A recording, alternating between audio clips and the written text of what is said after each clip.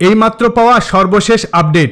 জাতিসংঘের অধিবেশনে ভারতীয় সাংবাদিকদের এড়িয়ে গেলেন ডক্টর মোহাম্মদ ইউনূস।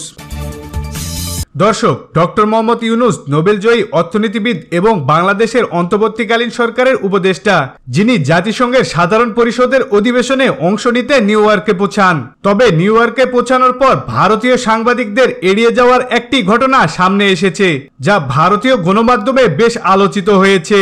ভারতীয় বার্তা সংস্থা এনআই একটি ভিডিও প্রকাশ করে জানায়, ডক্টর মোহাম্মদ ইউনূস যখন একটি হোটেলের লিফটে উঠছিলেন তখন ভারতীয় সাংবাদিকরা তাকে প্রশ্ন করার চেষ্টা করেন, কিন্তু ডক্টর ইউনূস তাদের কোনো উত্তর না দিয়ে লিফটে করে চলে যান।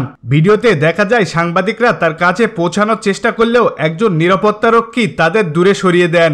এনআইয়ের 14 সেকেন্ডের এই ভিডিওতে সরাসরি কোনো প্রশ্ন শোনা যায়নি, শুধু দুইজন সাংবাদিককে ডক্টর ইউনূস এবং ইউনূস স্যার বলতে শোনা যায়। তবে এ বিষয়ে ডক্টর ইউনূস কোনো প্রতিক্রিয়া দেননি এবং লিফটের মাধ্যমে দ্রুত সেখান থেকে চলে যান।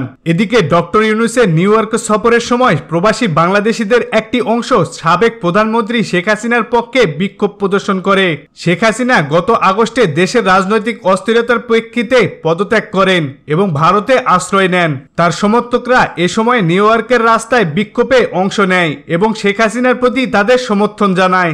ডক্টর ইউনূসের জাতিসংঘের অধিবেশনে ভাষণ দেওয়ার কথা রয়েছে 27শে সেপ্টেম্বর। তার ভাষণে আন্তর্জাতিক শান্তি রক্ষায় বাংলাদেশের ভূমিকা, জলবায়ু পরিবর্তন, বৈশ্বিক সংঘাত ও রোহিঙ্গা সংকট এসবের চ্যালেঞ্জ নিয়ে আলোচনা করবেন। এছাড়াও তিনি সম্পদের অবৈধ পাচার রোধ এবং অভিবাসীদের অধিকার সংরক্ষণে বাংলাদেশের অঙ্গীকার তুলে ধরবেন।